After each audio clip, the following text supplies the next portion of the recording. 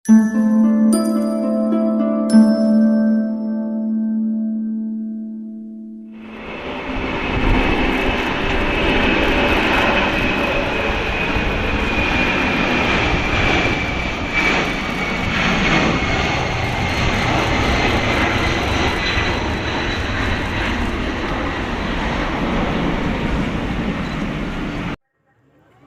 زبان میں آپ کو بتاتا ہوں، اللہ کے رسول نے احد کے میدان میں چند صحابہ کو کہا تم اس پہاڑ پہ کھڑے رہنا، جب تک میں نہ کہوں تم نیچے مت آنا۔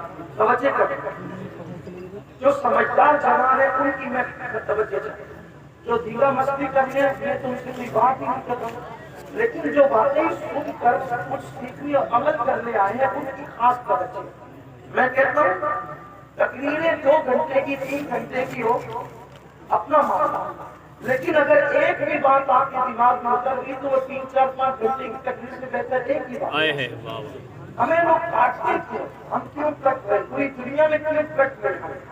اللہ کے رسول نے اپنے صحابہ سے کہا، چند صحابہ سے، یہ جبل روما ہے، اس پر کھڑے ہو جائیں، جب تک میں نہ کہوں تم اترنا نہیں۔ اگر تم دیکھو کہ ہم گاجر مولی کی طرح کٹ رہے تو بھی مت اترنا، اور اگر تم دیکھو کہ ہم مال غنیمت اکٹھا کر رہے تو بھی مت اترنا۔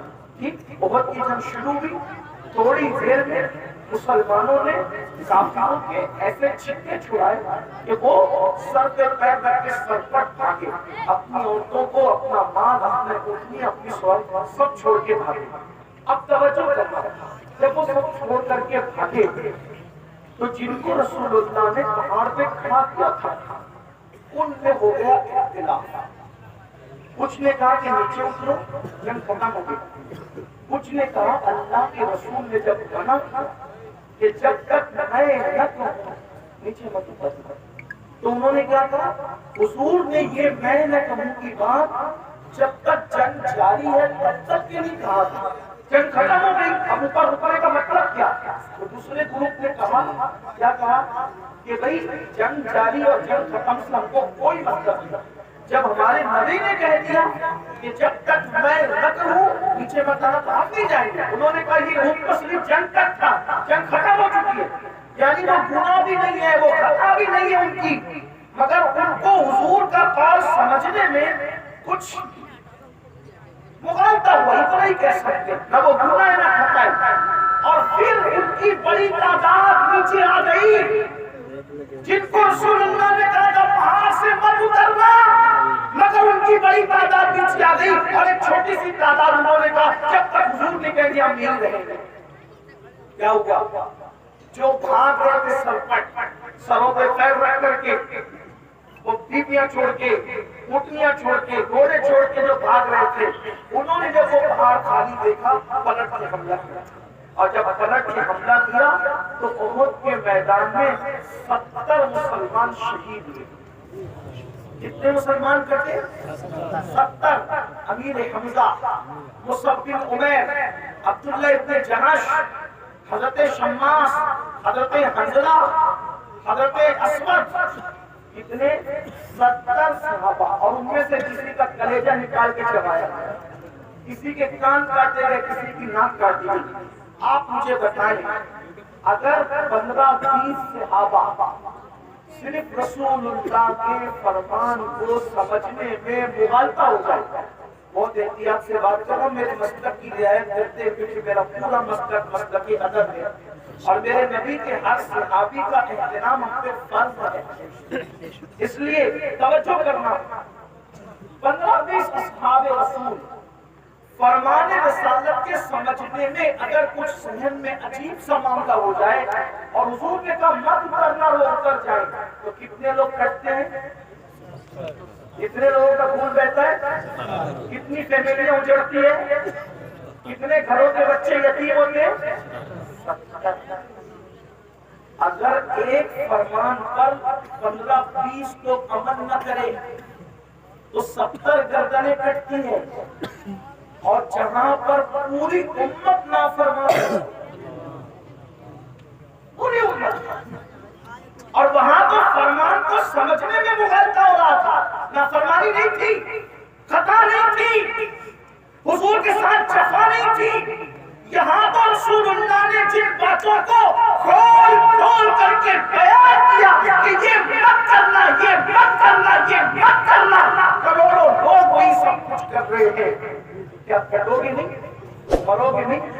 इस उम्मत पर कभी भी सवाल न आता अगर ये उम्मत रसूलुल्लाह के साथ वफा करती। हमने जराइम किए, बताओ किस मुसलमान को पता नहीं ज़िना करना हराम है? इतने भोले हो गए मुसलमान। जिस मुसलमान को पता नहीं क्या गुनाह है क्या नेकी है, सबको पता है। आसान ज़बान में गुनाह बच्चे को भी पता है कि गुनाह है, इसीलिए लोग गुनाहों को छुप के करते हैं और नेकियों को अलग ऐलान करते हैं। ये छुप के करना ही बता रहा है कि तुम्हें पता है कि ये गुनाह है।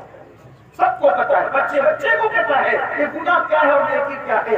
अब बताओ, अब भी मुसलमान न जागेंगे, लोग रोना रो रहे हैं, ऐसा करो ऐसा करो। मैं कहता हूँ जो कर रहे हो तुम अपनी मर्जी से करो। फकीर का कहना तो इतना है, हुजूर को राज़ी करो, हुजूर का जो दिल दुखा है उनसे माफी मांग लो और ये यकीन दिलाओ अपने नबी को, या रसूल अल्लाह अब मेरा कोई कदम ऐसा नहीं उठेगा कि जिससे आप नाराज हो जाएं। अगर आपने ऐसा कर लिया, दुनिया का कुछ भी हो, इंशाअल्लाह आपको तकलीफ नहीं होगी।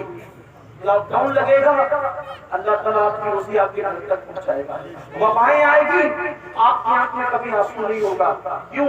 इसलिए कि एक बार हुजूर को राजी करके देखो, हुजूर को राजी करने का भी मजा क्या है, हुजूर को खुश करने पर इनामात की बरसात कैसे होती है। नादान है मुसलमान, मुसलमानों को नहीं पता। अगर पत्थर हुजूर को राजी कर लेना, पत्थर हुजूर के नाम पे नरम हो जाए ना, पत्थर इज्जत पा जाता है। मैं पूछता हूँ, दुनिया में करोड़ों पत्थर हैं, सारे पत्थरों को इज्जत नहीं मिलती, लेकिन वो पत्थर जो रसूलुल्लाह के कदम के नीचे नरम होकर नक्शे कदम को अपने सीने में उतार देते हैं, कभी सर पे रखे जाते, कभी आंखों में रखे जाते, कभी मिंबर पे रखे जाते, पत्थर रसूलुल्लाह के कदमों के नीचे नरम हो जाए, वो हमेशा की इज्जत पा जाते हैं। अगर इंसान हुजूर के फरमान पर नरम होकर हुजूर के फरमान पे अमल करने लग जाए, जमीन के ऊपर भी इज्जत है, जमीन के अंदर भी इज्जत है। इसलिए मेरे भाइयों, मेरी आपसे दर्द दिल के तौर पे यही गुजारिश है, नेक बनो, गुनाहों को छोड़ो। अल्लाह के रसूल सल्लल्लाहु अलैहि वसल्लम फरमाते हैं, बेहतरीन मुहाजिर वो है, बेहतरीन हिजरत करने वाला वो है जो गुनाह छोड़ दे और नेकियों की तरफ आए। ऐसा हिजरत करने वाला बेहतरीन मुहाजिर है। आओ, हिजरत सहाबा ने की थी, अब हिजरत नहीं, लेकिन हिजरत अभी भी इस एतबार से है कि हम अगर गुनाह को छोड़ करके नेकियों की तरफ आते हैं तो ये भी हिजरत है और इससे बेहतरीन हिजरत कुछ नहीं हो सकती। मेरे आका फरमाते हैं, हिजरत करो मालदार हो जाओगे, यानी गुनाह को छोड़कर अगर नेकियों की तरफ आओगे तो अल्लाह ताला तुम्हें माला माल फरमा देगा, बहुत बरकत देगा अल्लाह। आओ मेरे भाइयों, अल्लाह की बारगाह में सच्ची तौबा करो, रुजू कर लो उसकी तरफ, माफी मांग लो उससे और रस्मी मुसलमान और किसी मुसलमान बनकर जिंदगी मत गुजारो, बल्कि हकीकी मुसलमान बनकर जिंदगी गुजारो। ऐसा मुसलमान जिसका चलना, जिसका बोलना, जिसका उठना, जिसका बैठना, जिसका सोना, जिसका जागना, ये सारे अमाल से लोग दूर से देख कर कहें कि जब 1450 साल के बाद मुसलमान ऐसा है तो जो इस्लाम लाया वो पैगंबर इस्लाम की शान का आलम क्या होगा, उनके किरदार का आलम क्या होगा, उनके अखलाक का आलम क्या होगा। बस यही पैगाम लेकर हम यहाँ पर आए थे।